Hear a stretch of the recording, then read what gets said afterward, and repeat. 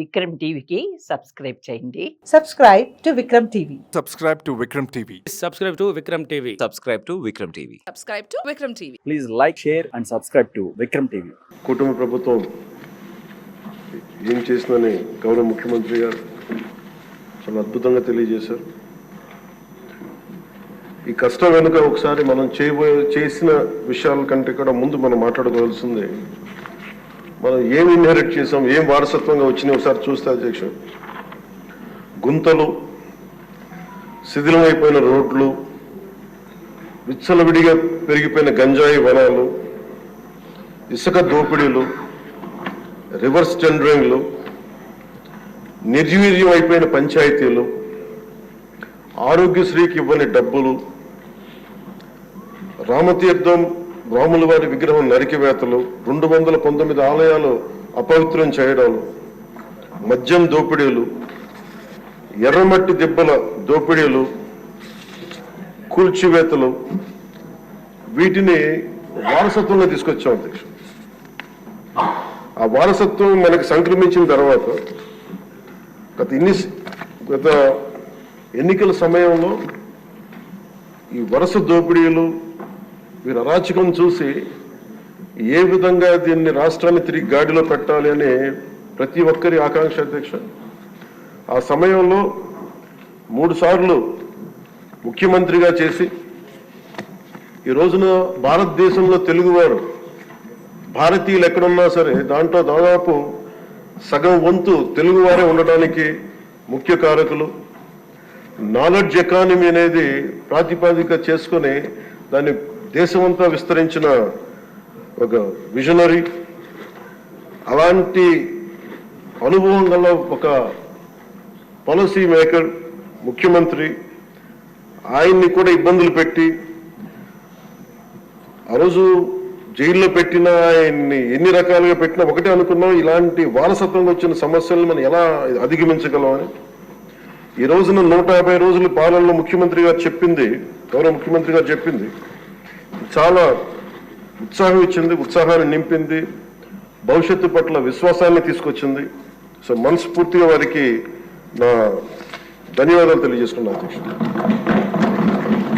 నాకు సంపూర్ణమైన విశ్వాసం ఉంది అధ్యక్ష. ఇది మొన్న మహారాష్ట్రకి వెళ్తే నేను ఆ మాట చెప్తున్నప్పుడు ప్రతిసారి మన రాష్ట్రం మీద చాలా బాధ అనిపించింది. మహారాష్ట్ర $1 ట్రిలియన్ ఎకానమీ అవ్వాలని మనస్ఫూర్తిగా కోరుకుంటున్నానని. నా మనసులో ఇబ్బంది పడింది ఏంటంటే మన రాష్ట్రానికి ఎందుకు అది బలంగా చెప్పలేకపోయాం అనేది. కాకపోతే మనకు వారసత్వం వచ్చిన సమస్యలు కాబట్టి ఆ రోజున చెప్పలేకపోయాను. ఈ రోజు నాకు 150 రోజుల గౌరవ ముఖ్యమంత్రి గారి అనుభవంతో కూడిన ఈ పాలనలో నాకు సంపూర్ణమైన విశ్వాసం ఉంది అధ్యక్ష. ఆంధ్రప్రదేశ్ $1 ట్రిలియన్ ఎకానమీగా అతి త్వరలోనే ఈ 5 సంవత్సరాలు వెళ్తుందని మనసు సంపూర్ణ విశ్వాసం ఉంది. $1 ట్రిలియన్ మన ప్రజలకు అర్థం అవడానికి 7,65,000 కోట్ల ఎకానమీ. గత ప్రభుత్వం మనల్ని ఎకానమీని నిర్వీర్యం చేసింది, ఇబ్బంది పాలు చేసింది, అన్ని రంగాల్లోనూ రాష్ట్ర ప్రభుత్వాన్ని వెనక్కి తీసుకెళ్లిపోయింది. ఈ పరిస్థితుల్లో గౌరవ ముఖ్యమంత్రి గారి అనుభవం, మీ పారదర్శకత, మీ విజనరీ దృష్టి, ఇవన్నీ కూడా మాకు ఈ $1 ట్రిలియన్ ఎకానమీ వైపు పరిగెడుతున్నాయి అన్న దాంట్లో ఏమాత్రం సందేహం లేదు అధ్యక్ష. అలాగే మన గత ప్రభుత్వం చివరికి పాస్బుక్లో కూడా గత ముఖ్యమంత్రి గారి ఫోటోలు పెట్టుకోవడం, అలాగే ఏ పథకాలకైనా సరే కేవలం వారిది పెట్టుకోవడం చాలా ఇబ్బంది కలిగజేసింది అధ్యక్ష. ముఖ్యంగా ముఖ్యమంత్రి గారు వచ్చి, గౌరవ ముఖ్యమంత్రి గారు వచ్చి ఎప్పుడు కూడా ఎవరికి కూడా గుర్తింపు లేనివి, ఆలోచించనివి కూడా వాళ్ళని ముందుకు తీసుకొచ్చి వాళ్ళ ముఖ్యంగా నేను చెప్తుంది, మొన్న చాలాసార్లు కొన్ని సందర్భాల్లో ముఖ్యమంత్రి గారి దృష్టికి తీసుకెళ్తే యల్లాప్రగడ సుబ్బారావు గారి గురించి ఎవరికి తెలియదు అధ్యక్ష, చాలా తక్కువ మందికి తెలుసు. వారి పేరుని నేను ఒక మాట ప్రస్తావించగానే ఆయన దృష్టికి తీసుకురాగానే ఆయనకి పేరు పెట్టడం ఆయన దార్శనికతకి చాలా అర్థం పడుతుంది అధ్యక్ష. ఎందుకంటే ఎవరెవరి పేర్లు నిన్న కాక మొన్న వచ్చిన వ్యక్తి పాస్బుక్లకి పేర్లు ఆయన ఫోటోలు వేసుకునే దాన్ని నిజంగా దేశం కోసం ప్రజల కోసం కాంట్రిబ్యూట్ చేసిన వ్యక్తికి అది గుర్తించడం అనేది మనస్ఫూర్తిగా ముఖ్యమంత్రి గారికి నా ధన్యవాదాలు తెలియజేసుకున్నాను అధ్యక్ష. అలాగే సభలో ఎంతమందికి తెలుసో తెలియదు కానీ పొట్టి శ్రీరాములు గారి నిజమైన బలిదానాన్ని డిసెంబర్లో ఆయన బలిదానం ఉంటుంది. ఆయన చనిపోయారు మన కోసం. దాన్ని రాష్ట్ర ప్రభుత్వం అధికార దినంగా దాన్ని జరుపుకోవాలని చెప్పి ముఖ్యమంత్రి గారు మా దృష్టికి తీసుకొచ్చారు. దానికి కూడా వారికి సంపూర్ణ కృతజ్ఞతలు తెలియజేస్తున్నాను. ఈ రాష్ట్రం ఎవరి బలిదానం మీద అయితే ఆధారపడి ఉందో, ఎవరి బలిదానం మీద ఈ రాష్ట్రం వచ్చిందో, అనేక లింగ్విస్టిక్ స్టేట్స్ ఎవరి బలిదానం మీద ఆధారపడి వచ్చిందో ఆ వ్యక్తిని ఈ రాష్ట్రం నిజంగా గుర్తించుకోలేదు. మొట్టమొదటిసారిగా దాన్ని గౌరవ ముఖ్యమంత్రి గారు దాన్ని ముందుకు తీసుకొచ్చి గుర్తించే పరిస్థితిని తీసుకురావడం మనస్ఫూర్తిగా వారికి నా అభినందనలు తెలియజేస్తున్నాను అధ్యక్ష. అలాగే కన్యకా పరమేశ్వరి ఈ ఆవిడ బలిదినాన్ని కూడా అధికార దినోత్సవంగా జరుపుకోవటం నిజంగా వారికి మనస్ఫూర్తిగా నా ధన్యవాదాలు తెలియజేస్తాను అధ్యక్ష. గత కాలంలో ఫస్ట్కి సార్ నేను ఒక ప్రభుత్వ ఉద్యోగి కొడుకుని అధ్యక్ష. మాకు ఏదైనా సరే నెల మొదటి రోజున ఉద్యోగాలు మనకి జీతాలు వస్తాయనేది మాకు చిన్నప్పటి నుంచి అలవాటు. అలాంటిది గత ప్రభుత్వ కాలంలో ఏనాడు 1వ తారీఖున జీతాలు పడలేదు, 1వ తారీఖున ఏవి పడలేదు. అలాంటిది 1వ తారీఖున ప్రభుత్వ ఉద్యోగులందరికీ టెన్షన్గా ఆ జీతాలు పడడం మనస్ఫూర్తిగా ముఖ్యమంత్రి గారికి అభినందనలు తెలియజేస్తాను.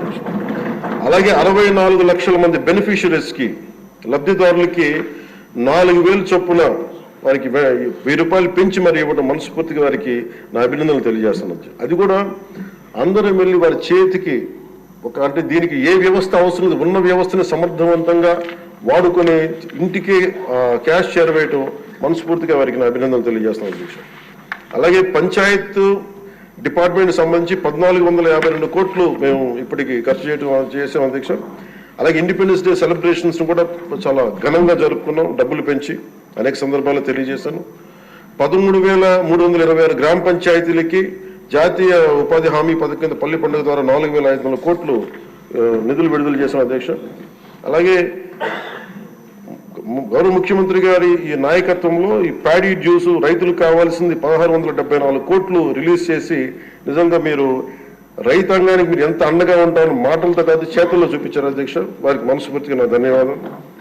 అలాగే ప్రభుత్వానికి మన కేంద్ర ప్రభుత్వానికి ఎంత అండగా ఉంది మోడీ గారి ఆధ్వర్యంలో ఉన్న కేంద్ర ప్రభుత్వం అనడానికి అమరావతికి 15,000 కోట్ల రూపాయలు, పోలవరంకి 12,500 కోట్ల రూపాయలు, రైల్వే ప్రాజెక్ట్స్ దాదాపు 70,000 కోట్ల పైచిలకు, హైవేస్ అయితే దాదాపు ఇప్పటికే 55,000 కోట్ల రూపాయలు ఈరోజు మనకి ఇచ్చారు అధ్యక్ష. దాని పనులు జరుగుతూ ఉన్నాయి.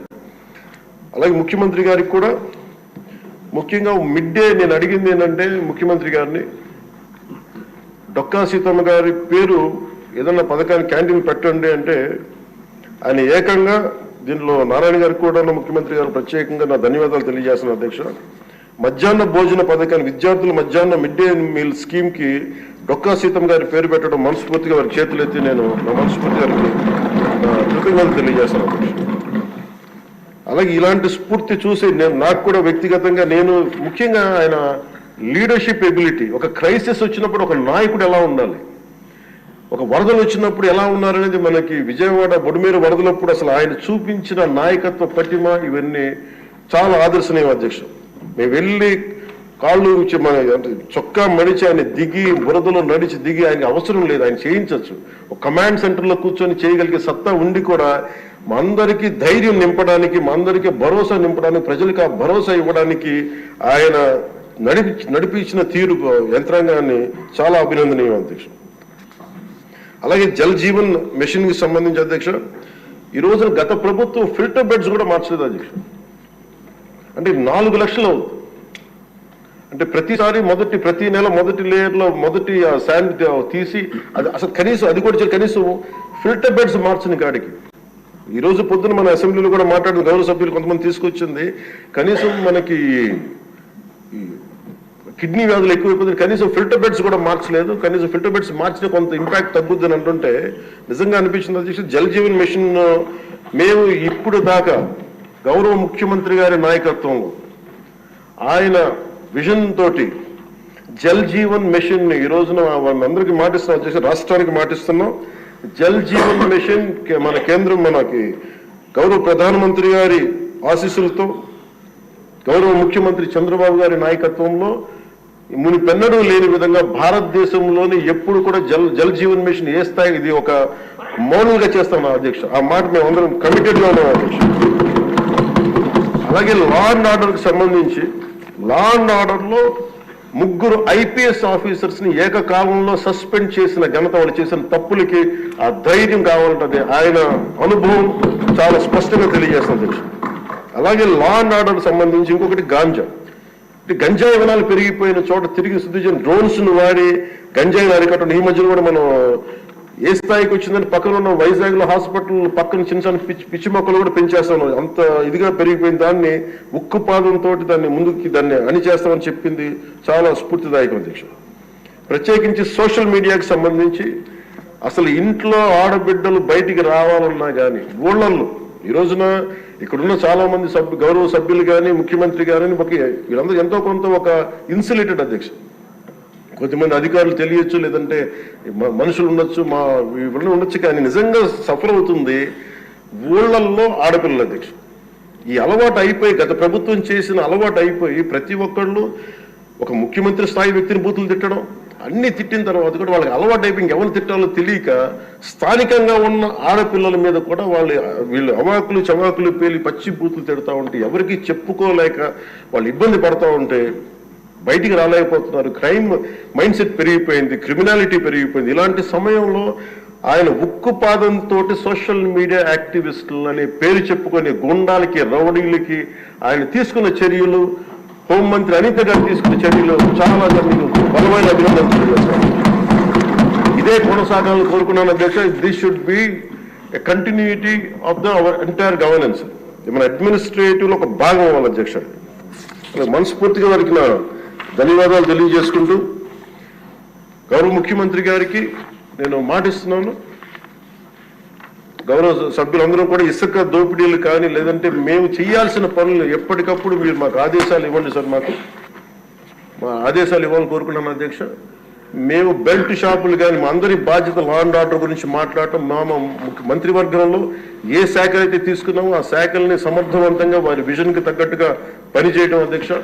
ఇవన్నీ కూడా మేము ఆయన ఏ కళనైతే కన్నారో ఆ కళను నెరవేర్చడానికి పూర్తి చేయడానికి మేమందరం సంసిద్ధంగా ఉన్నామని తెలియజేసుకుంటూ, మీరు 5 సంవత్సరాలు కాదు గౌరవ ముఖ్యమంత్రి గారు తెలియజేస్తున్న అధ్యక్ష, మీరు ఇంకొక దశాబ్దం కూడా ఈ రాష్ట్రానికి ముఖ్యమంత్రిగా కొనసాగుతూ మీరు ఇదే స్ఫూర్తిని కొనసాగించాలని, ఇదే మీ ప్రతిభా పాఠవాలు చూపించాలని మనస్ఫూర్తిగా మేము కోరుకుంటూ గౌరవ సభ్యులందరికీ సభాపతి గారికి మనస్ఫూర్తిగా ధన్యవాదాలు తెలుపుకుని సెలవు తీసుకుంటాం.